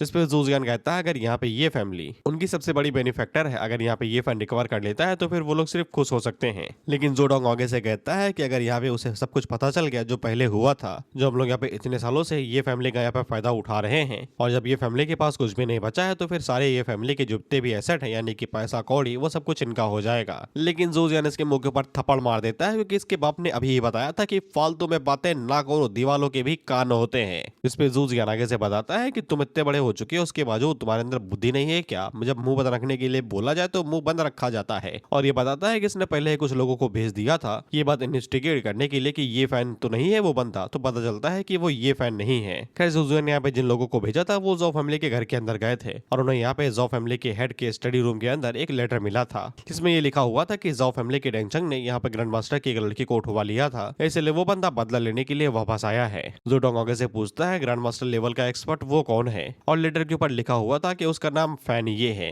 यानी कि ये फैन का उल्टा। जू डोंग आगे से कहता है कि उसने ये नाम कभी भी नहीं सुना। इस पे जू जियान आगे से कहता है कोई बात नहीं है, तुमने नहीं सुना, लेकिन जब तक उसके पास रियल स्किल है, जिससे जू डोंग को समझ में आ जाता है कि उसका बाप यहाँ पे उस एक्सपर्ट को ढूंढ को अपनी फैमिली के अंदर मिलाना चाहता है ताकि वो यहाँ पे इनकी फैमिली के लिए काले काम करे। जिससे जू डोंग को समझ में आ जाता है कि यहाँ पे उसका बाप उस एक्सपर्ट को हायर करना चाहता है ताकि वो ये फैन और उसके बुढ़े दादा को रास्ते से हटा सके और पूरी ये फैमिली इनकी हो जाए। जिसके बाद ये खुशी में लहराता हुआ यहाँ पे ये फैन को ढूंढने के लिए जाने लगता है। वहीं पे जू जियान मन के अंदर सोचता है कि ये फैन के अच्छे दिन अब खत्म हुए, आए ही कब थे उसके, इंडियंस भी लाइक सेम पिंच। जिसके बाद हम लोग ये फैन को देखते हैं जो कि चिपका पड़ा हुआ था। उतने में यहाँ पे कोई दरवाजा खटखटाते हुए यहाँ पे इजुए को बताता है कि कोई ये फैन से मिलने के लिए आया हुआ है। इजुए यहाँ पे संभल पाती उससे पहले ये फैन उसे दोबारा दबोच लेता है, ये कहते हुए कहाँ जा रही हो, थोड़ा सा और रुको। इजुए उस बंदे से पूछती है कि कौन मिलने के लिए आया है, तो वो बंदा आगे से बताता है कि वो यूफई है। इस वजह से यूफई का नाम सुनती है तो उसका दिमाग खराब हो जाता है। जिसके बाद वो ये फैन के गाल खींचते हुए कहती है कि तुम्हारी एक्स फियांसे यहाँ पे क्या लेने के लिए आई हुई है। जिसपे ये फैन आगे से कहता है कि मुझे क्या पता यार, रात भर तो तुम्हारे साथ ही था। जिसके बाद वो इजुए से कहता है कि चलो पप्पी तो जले सोना तुम। वहीं पे वो उसे कहता है अगर तुम्हें यहाँ पे चिंता हो रही तो फिर तुम मेरे साथ चलो, हम लोग एक साथ यूफई के साथ मिलते हैं जाके। वहीं पे वो जाने के लिए मान जाती है, यही कहते हुए कि वो इसीलिए जा रहे हैं क्योंकि उसे चिंता नहीं, उसे यहाँ पे ये फैन की चिंता है। खैर इसके बाद वो दोनों यहाँ पे इजुए के सामने जाते हैं तो ये जेलस हो रही थी। काहे लिए मना किया था भाई? बाय द वे इसकी रीजन भी वैलिड है, वो तुम आगे जाके जज करना। वहीं पे इजुए यूफई से पूछती है कि तुम्हारी पहले ही सगाई यहाँ पे हो चुकी है तो फिर यहाँ पे क्या लेने के लिए आई हुई हो, और साथ ही ये फैन के साथ तुम्हारा रिश्ता भी खत्म हो गया है। जिस पे यूफई यहाँ पे ये फैन से माफी मांगने के लिए आई हुई थी। कल जो उसके साथ हुआ वो यहाँ पे उसकी गलती नहीं थी, वो ये सब करना ही नहीं चाहती थी, उसके सेकंड अंकल उसे यहाँ पे फोर्स कर रहे थे। ये फैन को भी पता है कि यूफई काफी ज्यादा जेंटल पर्सन है, यानी कि बहुत ज्यादा मखमल है वो, यानी कि तुम इतना सा बोल दोगे तो वो टसुए बहाने लगेगी, और इस बात के चांस है कि उसे सेकंड अंकल यहाँ पे फोर्स कर रहा होगा। हालांकि ब्रो इज 50-50। उतने हम लोग देखते हैं कि यहाँ पे जो यूफई का नया फियांसे या फिर मंगेतर जो भी है वो आ गया है। और तुम्हें बता दो कि फियांसे और फियांसी दोनों की स्पेलिंग सेम रहती है, लेकिन जेंडर पे नेम चेंज हो जाता है। लड़की के लिए फियांसी यूज होता है और लड़के के लिए फियांसे। बाय द वे अपना प्यारा फियांसे ली फैमिली से ही था, ये फैन का दुश्मन। करीब यूनफाई को ढूंढते हुए आया था और उसे पूछ रहा था कि हम लोग तो मूवी देखने के लिए जा रहे थे ना, चुपचाप कार के अंदर चलो ना। वो पे यूनफाई अपने मन के अंदर सोचती है इस जेंडू को पता कैसे चला कि वो यहाँ पे है। हालांकि उसे भी पता था कि उसके अंकल ने ही बताया होगा, और कौन इसकी जिंदगी में है, इसके लिए तो कंस मामा है इसका अंकल। वो भाई ये फैन अपने मन के अंदर सोचता है कि वो यूनफाई को माफ कर देता, लेकिन उसने यहाँ पे ली फैमिली को चूज कर दिया है, और ली फैमिली उसकी जानी दुश्मन है जिसने यहाँ पे लियो फैमिली की मदद की थी। इसलिए अगर वो उसके एनिमी के साथ खड़ी हो रही है तो फिर वो भी उसकी एनिमी है। लेकिन जब इजुए यहाँ पे ये फैन की तरफ देखती है तो फिर उसको ऐसा लगता है कि यहाँ पे ये फैन उदास है यूफई को उसके फियांसे के साथ में देख के, इसलिए वो सोचती है कि उसे यहाँ पे ये फैन की खातिर कुछ करना चाहिए। जिसके बाद वो यूफई से कहती है कि वो यहाँ पे माफी मांगने के लिए आई थी ना, लेकिन ऐसा लगता है कि वो यहाँ पे अपने न्यू रिलेशनशिप को शो ऑफ कर रही है। इसके बाद ये खुद ही चीख के कहती है कि वो यहाँ पे ये फैन की औरत है, इसलिए अब से यहाँ पे ये फैन को परेशान करना बंद करो। जिसके बाद वो यहाँ पे उन दोनों के सामने ही ये फैन को पप्पी ले लेती है, जिससे यूफई को भी समझ में आ जाता है कि दोनों के बीच में जो होना था वो हो चुका है। और इस मुस्कुराते हुए उससे कहती है कि हाँ अब उसे समझ में आ गया है कि उसके लिए क्या बढ़िया है, इसलिए वो यहाँ से जा सकती है। ये फैन पे यूफई से यही कहता है कि उसने यहाँ पे उसकी वाइफ बनने से मना कर दिया, लेकिन अब उसके पास एक वाइफ है जो कि उससे भी ज्यादा खूबसूरत है और ऊपर से उसके पास 7 हैं। जिसपे यूफई भी आगे से यहाँ पे सच्चे प्यार वाली लाइन मार के यहाँ से निकल जाती है, ये कहते हुए कि जब तक वो खुश है तब तक वो खुश है। मैं तो इमोशनल हो गया, घुटनों से आंसू बह रहे हैं मेरे। वहीं पे यूफई का जो फियांसे था वो उसे पूछता है कि तुम्हारे टसुए काहे लिए बह रहे हैं, लेकिन यूफई उससे कहती है तुम भागे जाओ नहीं तुम्हें ऊपर जुत्ती मार दूंगी मैं। जिसके बाद वो दोनों यहाँ से खिसक लेते हैं। वहीं पे ये फैन मन के अंदर सोचता है कि यहाँ पे कुछ गलतियों को कभी भी दोहराया नहीं जा सकता है। जिसके बाद अगला सीन लियो फैमिली का होता है प्रोवियंस कैपिटल के अंदर, जहाँ पे हम लोग देखते हैं कि जियाहो ने यहाँ पे सू फैमिली के साथ में पार्टनरशिप के लिए हाँ बोल दिया था, इसलिए यहाँ पे लियो फैमिली का जो हेड था उसका यहाँ पे माथा गरम था कि वो लोग यहाँ पे सू फैमिली के साथ में कोऑपरेट कैसे कर सकते हैं। बाय द वे ये बंदा लियो रैन है जो कि यहाँ पे लियो फैमिली का पैट्रियार्च है। कोई पे इसके जो मेंबर थे वो आगे से बताते हैं कि जियाहो ने यही कहा है कि वो ये सब कुछ यहाँ पे सिर्फ फेवर को अदा करने के लिए कर रहा है। हालांकि जो लियो रैन था वो आगे से कहता है घंटा फर्क नहीं पड़ता कि उसकी वजह क्या थी, हमें यहाँ पे सू फैमिली को डिस्ट्रॉय करके ये एग्जाम्पल बनाना पड़ेगा कि जो भी ये फैमिली के साथ रहेगा वो लोग यहाँ पे खत्म हो जाएंगे।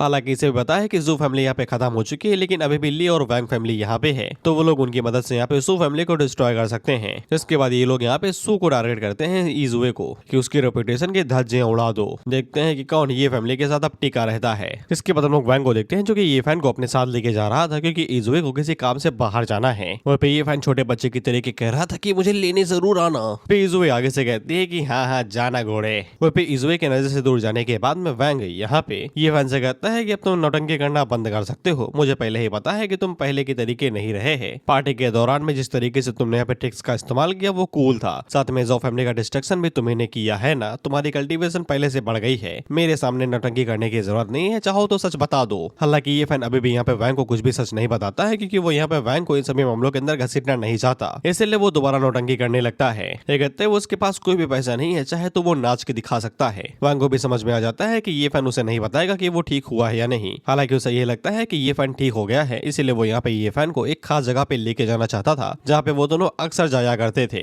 अक्सर जाने की बात सुन के ये फैन को यहाँ पे कुछ खतरनाक चीजें याद आती हैं और वो आगे से कहता है कि अब वो शादीशुदा है, वो ऐसी चीजें नहीं कर सकता, करना भी नहीं। लोग यहाँ पे एक घर वाली को हैंडल नहीं कर पाते, तुम्हारे पास तो 7 हैं, कच्चा चबा जाएंगी तुम्हें, एलिमिनी के भी साथ हिस्से होंगे। हालांकि वैंग ये फैन को जिस जगह पे लेके आया था वो कोई सिटियाबाजी का अड्डा खाना नहीं था, ये एक ब्लैक मार्केट की जगह थी। ये फैन हम लोगों को बताता है कि ये ब्लैक मार्केट है जो कि यहाँ पे सबसे बड़ा मार्केट है। यहाँ पे हर तरीके की चीज तुम्हें मिल जाएगी, भले वो चाहे 2 कौड़ी को या फिर लाखों की हो। जब तक तुम यहाँ पे प्राइस को अफोर्ड कर सकते हो तुम्हें यहाँ पे कुछ भी मिल जाएगा।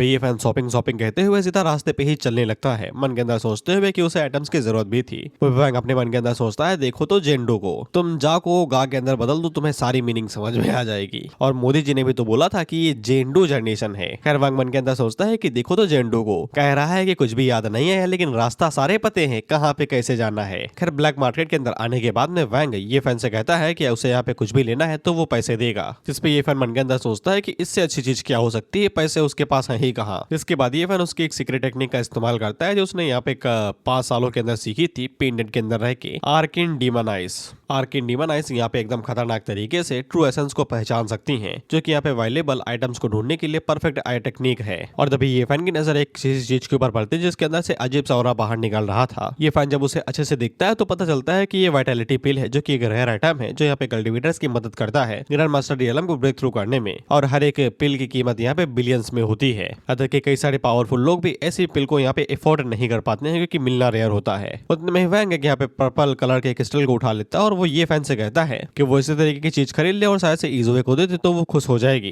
ये फैन वैंग की तरफ देखते हुए सोचता है कि यहाँ पे 5 सालों पहले वैंग को भी ब्रेक थ्रू करना था ग्रैंड मास्टर डीएलएम को, लेकिन वो कर नहीं पाया था और अभी तक वो यहीं पे ही अटका हुआ है। इसीलिए वाइटैलिटी पिल उसके लिए परफेक्ट रहेगी। मैं तुम्हें बताना भूल गया कि वो जो वाइटैलिटी पिल है वो एक स्टोन के अंदर कैद है, यानी कि ऊपर से एकदम 2 कौड़ी का पत्थर है लेकिन अंदर माल छुपा हुआ है। इसीलिए जब ये फैन यहाँ पे शॉपकीपर से पूछता है कि ये पत्थर कितने का है ताकि वो बिल्ली की शादी से ले जाके खेल सके, तो शॉपकीपर आगे से कहता है अगर तुम किसी दूसरे स्टोन को खरीद लेते हो तो फिर मैं ये वाला तुम्हें फ्री में ही दे दूंगा। वहीं पे शॉपकीपर अपने आप को बड़ा ही सिग्मा समझ रहा था, ये कहते हुए कि इसको स्कैम कर दूंगा, मैं महंगा पत्थर बिछवा के सस्ता वाला फ्री में दे दूंगा।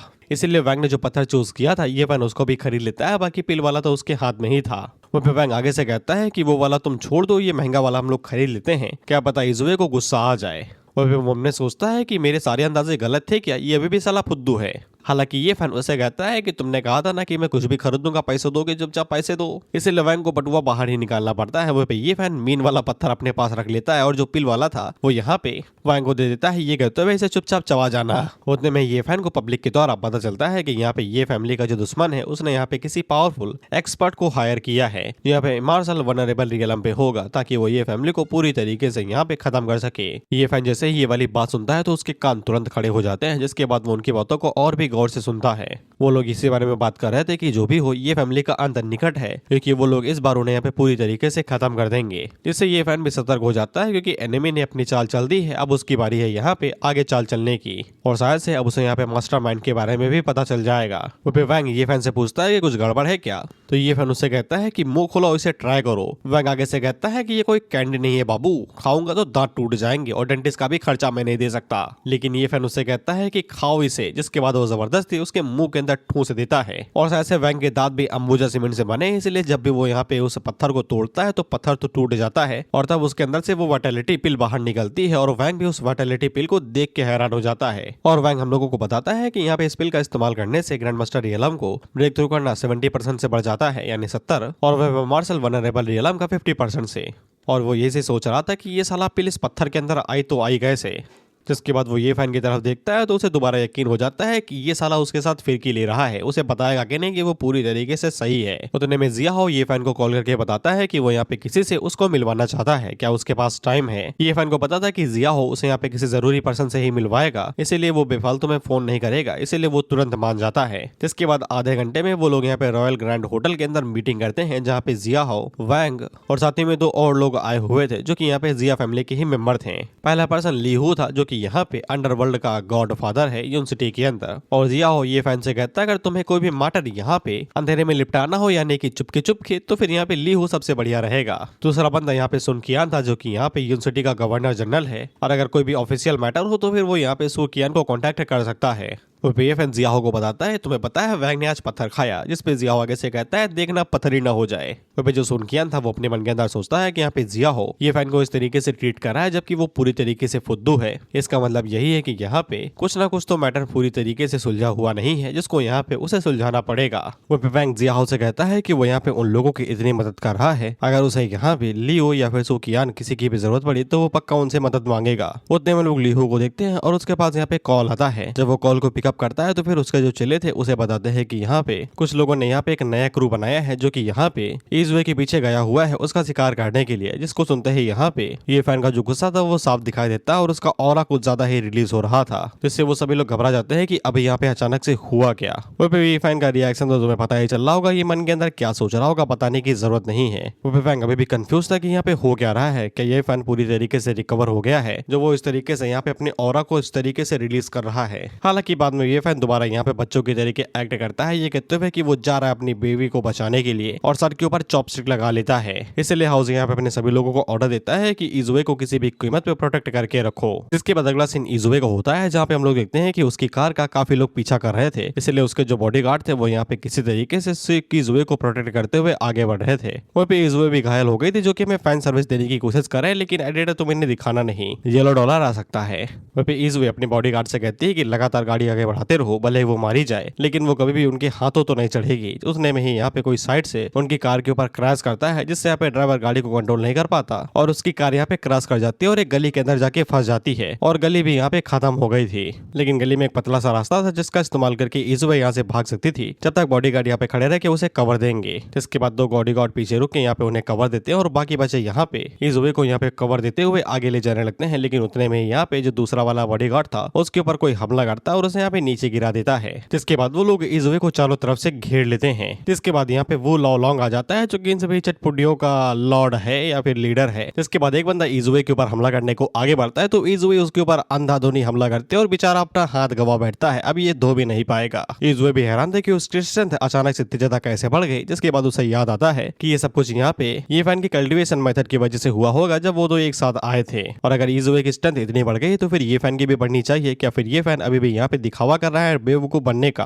खैर इसके बाद वो सभी दोबारा एक साथ हमला करने की कोशिश करते हैं और इसको यहाँ पे ट्रेनिंग नहीं दी कि क्या भाई ये हवा में ही इधर उधर घुमा रही थी, इसलिए वो लोग एक बार में इसके हाथों से शॉट को दूर फेंकवा देते हैं। जिसके बाद वो इसका खेल खत्म करते उससे पहले यहाँ पे ये फैन आ जाता है जो कि गाड़ी से आया था और वो गाड़ी से इन्हें ठोक देता है। वहाँ पे ये फैन को इस तरीके से बिहेव करता हुआ देख के इजुए को यही लगता है कि ये फैन यहाँ पे रिकवर हो गया है। हालांकि ये फैन अभी भी नौटंकी करते रहता है क्योंकि उसे अभी यहाँ पे मैटर बताना ही नहीं है। इसके बाद हम लोग लॉन्ग को देखते हैं जो कि यहाँ पे ये फैन के ऊपर हमला करता है तो फिर ये फैन उसी शॉट को उठाता है जो इजुए से नीचे गिरी थी। जिसके बाद वो सीधा यहाँ पे लॉन्ग के ऊपर हमला करता है और ये फैन की स्ट्रेंथ तो ज्यादा थी ही, इसीलिए वो यहाँ पे उसकी शॉट को इजिली तोड़ देता है। जिसके बाद वो उसका टेटुआ पकड़ता है और उसे बोरी के तरीके हवा में डुलाते हुए उसका मुंह पकड़ के सीधा जमीन पे ही दे मारता है और उसके सर को वहीं पे ही कुचल के फोड़ देता है तरबूज की तरीके। और इतनी ब्रूटल डेथ देख के तो उसके जितने भी चले थे उनकी भी फटके चार हो जाती है। इसके बाद वैंग और ली हो भी यहाँ पे आ जाते हैं। जिसके बाद चीजें वहाँ पे कंट्रोल हो जाती हैं और वो भी यहाँ पे लॉ की इतनी गंदी मौत देख के हैरान हो गए थे। वो वैंग अपने मन के अंदर यही सोचता है कि ये फैन ने शायद से इजुए को भी बता दिया है कि वो ठीक हो चुका है। हालांकि इजुए को यही लगता है कि ये फैन ने यहाँ पे ये सब कुछ इंस्टिंक्ट्स की वजह से किया है। इजुए को प्रोटेक्ट करने के लिए उसकी मेमोरी अभी भी वापस नहीं आई है। जिसको देख के वैंग यहाँ पे ये फैन को थम्स अप देता है तो ये फैन उससे कहता है कि चीजों का पता लगाओ भाई, तब अव्वल कैसे हुआ, मेरी तरफ ना देखो। इसके बाद वैंग एक चेले को पकड़ता है और उससे पूछता है कि बोलोगे फिर तुम्हारे बॉस के तरीके तुम्हें भी स्पेशल सर्विस दूं। जिसपे वो चेला आगे से बताता है कि वैंग फैमिली के हेड ने यहाँ पे उन लोगों को ऑर्डर दिया था इजुए को खत्म करने के लिए। जिससे ये फैन को पूरी तरीके से कंफर्म हो जाता है कि वैंग फैमिली ही यहाँ पे लियो फैमिली के लिए काम कर रही है, इसलिए उन लोगों ने ये सब कुछ किया है। और लियो फैमिली ने यहाँ पे ये सब कुछ यहाँ पे जिया फैमिली को ये बताने के लिए किया था कि वो लोग सू फैमिली के साथ यहाँ पे कोई भी बिजनेस ना करे, इसलिए उन लोगों ने इजुए को टारगेट किया है। हालांकि ये फैन आगे कुछ कर पाता उससे पहले ही इजुए थकावट की वजह से नीचे गिर जाती है। लेकिन वो ये फैन से कहती है कि यहाँ पे कैप्टन सा और बाकी लोगों को बचाओ, यानी कि उसके बॉडीगार्ड्स को। इसलिए ये फैन वैन से कहता है कि इन्हें जितनी जल्दी हो सके उतनी जल्दी हॉस्पिटल पहुंचा दो। इसके बाद सीधा हॉस्पिटल का सीन होता है जहाँ पे हम लोग ये फैन को देखते हैं और वो कैप्टन जाओ के पास खड़ा हुआ था। वहाँ पे कैप्टन जाओ ये फैन से पूछता है कि यहाँ पे इजुए कैसी है, ये इजुए की बॉडीगार्ड टीम का लीडर है या फिर कैप्टन है। ये फैन उसे बताता है कि वो पूरी तरीके से ठीक है, बस डरी हुई है थोड़ी सी। कैप्टन जाओ को पहले तो अंदाजा नहीं लगता है लेकिन वो बाद में हैरान हो जाता है ये देख के कि यहाँ पे ये फैन पूरी तरीके से रिकवर हो चुका है। वहाँ पे ये फैन उसे बता देता है कि वो रिकवर हो चुका है लेकिन सिर्फ कुछ ही लोग इस बारे में जानते हैं और उसे भी ये बात सीक्रेट रखनी पड़ेगी। जिसपे वो बंदा आगे से कहता है कि वो बात अपने गले तक दबा के रखे और अपनी कब्र तक लेके जाएगा। ये फैन उससे कहता है कि कब्र तक लेके जाने की जरूरत नहीं है, बस 1-2 साल के लिए मुंह बंद रखो। वो भी ये फैन कैप्टन की यहाँ पे लॉयल्टी से काफी ज्यादा खुश हुआ था और उसे कोई ऐसा चाहिए था जो कि यहाँ पे इजुए को प्रोटेक्ट कर सके। इसीलिए रीपेमेंट के तौर पे वो उसकी पूरी बॉडी को यहाँ पे हील कर देता है और साथ ही में उसे मार्शल रियलम के अंदर भी ब्रेक थ्रू करवा देता है।